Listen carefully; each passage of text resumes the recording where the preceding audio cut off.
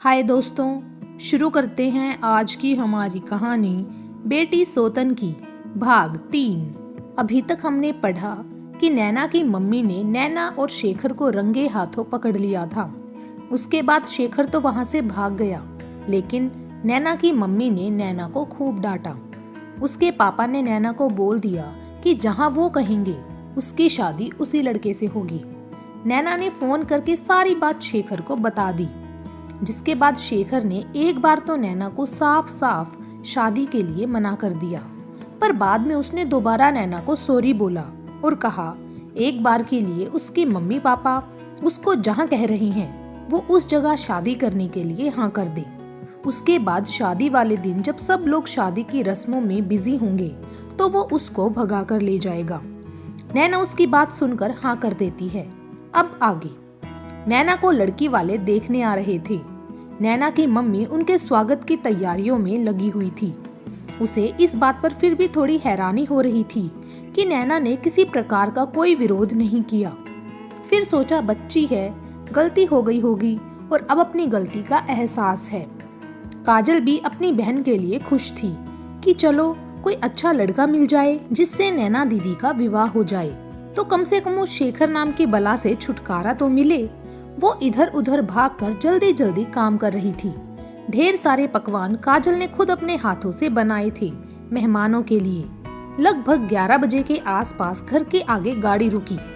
गाड़ी रुकने की आवाज सुनकर काजल की सौतेली माँ शीला और पिता दोनों भागकर बाहर गए और सम्मान से मेहमानों को भीतर ले आए और प्यार से उन्हें बैठा दिया। वे कुल 5 लोग थे, लड़का, लड़के का भाई, लड़के की बहन और उसके मम्मी पापा। लड़का देखने में ज्यादा सुंदर तो नहीं था, लेकिन फिर भी अच्छा था। शीला ने सबको आदर से बैठाया और आवाज देकर काजल से पानी लेकर आने के लिए कहा। कुछ देर में ही काजल सबके लिए गिलास में पानी लेकर आई। काजल को देखकर काजल के पिता बोले, ये हमारी छोटी बेटी काजल है।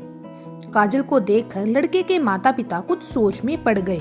शायद वो ये सोच रहे थे कि जब ये ऐसी है तो इस जैसी ही इसकी बहन होगी। भला इस जैसी लड़की को कौन अपने घर की बहू बनाएगा, जिसका रंग है ना रूप। तभी शीला ने बड़े प्यार से काजल की तरफ देखते हुए कहा, जाओ बेटी अपनी दीदी को ले आओ। आज तो शीला के शब्दों में जैसे मिठास घुल गई थी। काजल ने जी मम्मी कहा और नैना के कमरे की तरफ चली गई। वहाँ पर नैना सजी संवरी बैठी थी। काजल को देखकर नैना मुस्कुराते हुए कहने लगी, आ गई काजल तुम, देखो मैं कैसी लग रही हूँ। काजल को आज नैना पर हैरानी हो रही थी कि वो उसके साथ इतने अच्छे से व्यवहार क्यों कर रही है।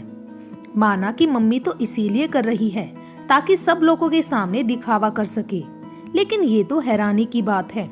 काजल को सोच में डूबी देखकर नैना बोली, क्या हुआ काजल? तब काजल हड़बड़ाते हुए बोली, कुछ नहीं कुछ नहीं, वो आपको मम्मी ने बाहर बुलाया है, चलो।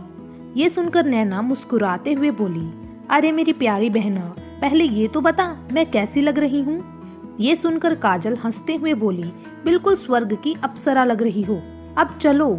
ये कहकर वो नैना को बाहर ले आई। नैना ने आज एक हल्के पीले रंग की साड़ी पहनी हुई थी, जिसमें वो बहुत ज्यादा सुंदर लग रही थी। काजल ने उसे कमरे से बाहर लाकर रसोई में जाकर चाय नाश्ते की ट्रे लाकर नैना के हाथों में पकड़ा दी।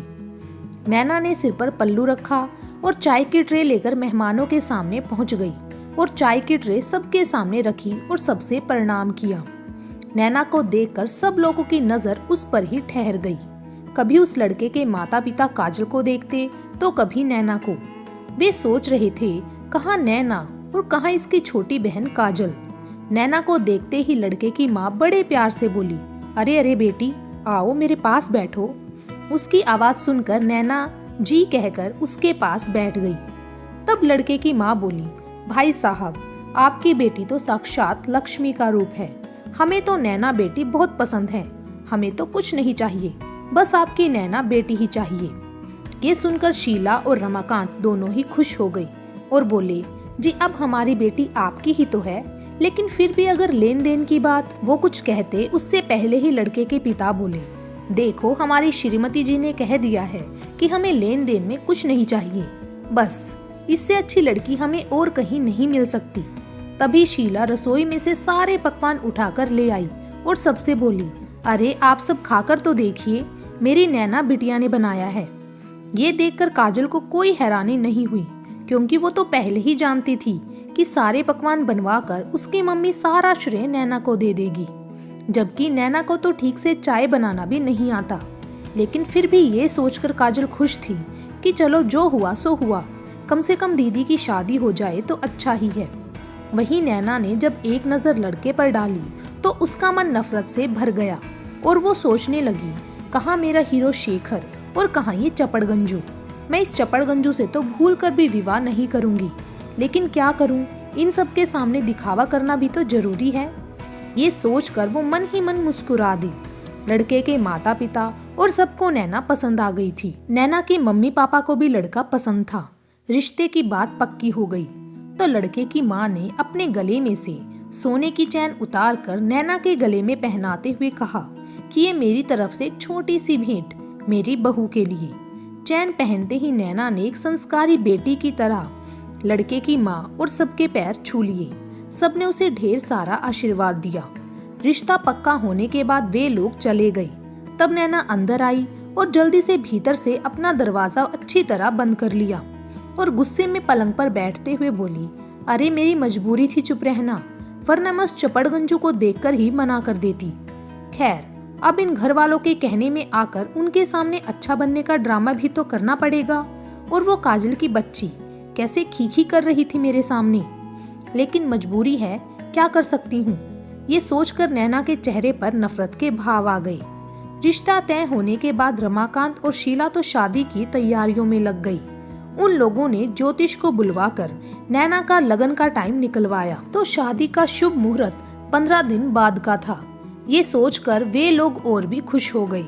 शीला ये सोचकर खुश थी कि जितनी जल्दी हो जाए उतना ही अच्छा, पता नहीं वो कमीना फिर आ जाए और मेरी भोली भाली बेटी पर फिर कोई जादू कर दे।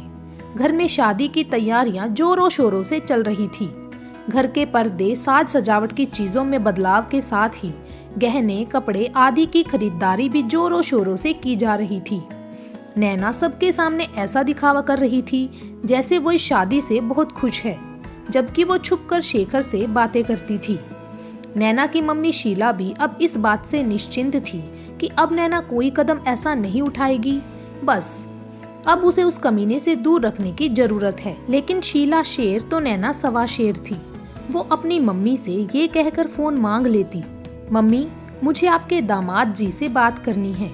ये सुनकर शीला सोचती, अरे बच्चे जितने ज्यादा घुल मिल जाए उतना ही अच्छा है। जितना नैना दामाद जी से बात करेगी उतना ही उस कमीने से दूर रहेगी। लेकिन उसे क्या पता था कि उसकी बेटी कौन से दामाद से बात करती है। आज शादी का दिन था। घर में चारों तरफ शादी का माहौल था। जोरों शोरों से तैयारियां हो रही थी।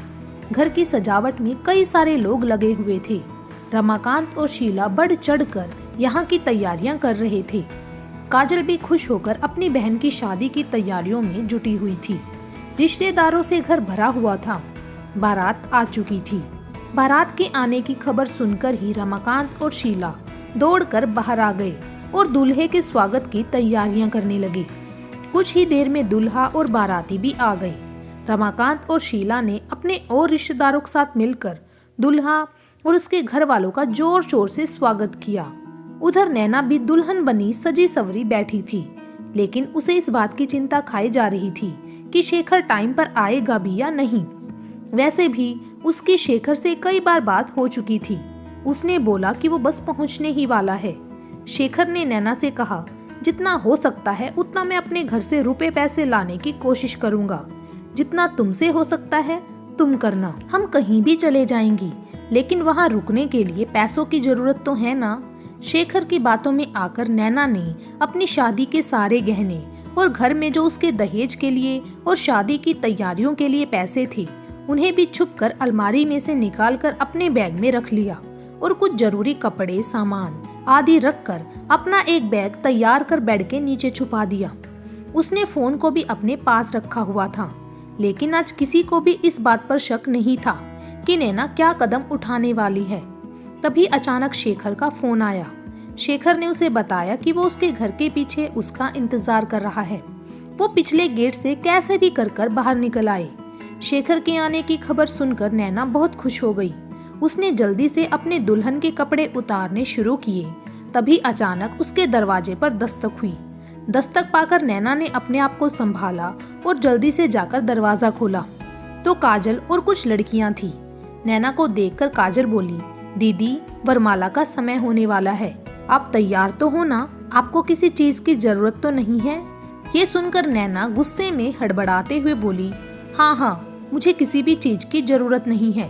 और हाँ, मैंने तुमसे पहले भी कहा था ना कि थोड़ा मेरा मन ठीक नहीं है, इसीलिए मैं अकेले रहना चाहती हूँ, जाओ यहाँ से।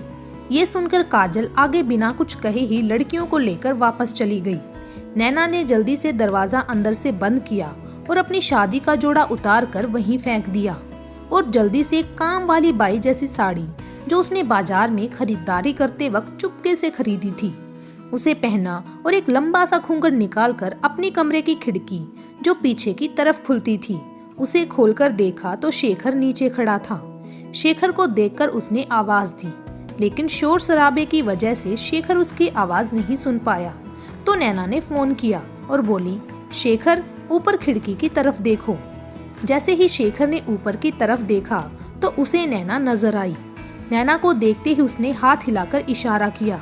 शेखर का इशारा पाते ही नैना ने अपना बैग नीचे फेंक दिया और फोन पर बोली, वहीं रुको, मैं अभी आती हूँ। शेखर ने जल्दी से बैग उठा लिया।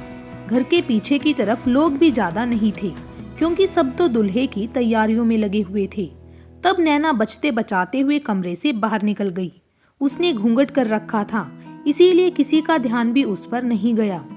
नैना ने जल्दी से निकलना ही सही समझा कि कहीं किसी की नजर उस पर ना पड़ जाए और वो बचते बचाते आखिरकार अपने प्लान में कामयाब हो गई और पिछले दरवाजे में उसे शेखर मिल गया। शेखर को देखते ही उसका चेहरा खुशी से दमकने लगा और उसने शेखर को गले लगा लिया। शेखर ने उसका हाथ पकड़ा और जल्दी से रास्ते की तरफ ले गया जहां उसने अपनी कार खड़ी कर रखी थी। उसने जल्दी से उसको अपनी कार में बैठाया और खुद कार में बैठकर कार को स्टार्ट कर वहां से अपनी गाड़ी को लेकर और नैना को लेकर चल दिया। आज की कहानी यहीं पर होती है खत्म। बाकी की कहानी आपको मिलेगी अगले भाग में। तब तक के लिए धन्यवाद।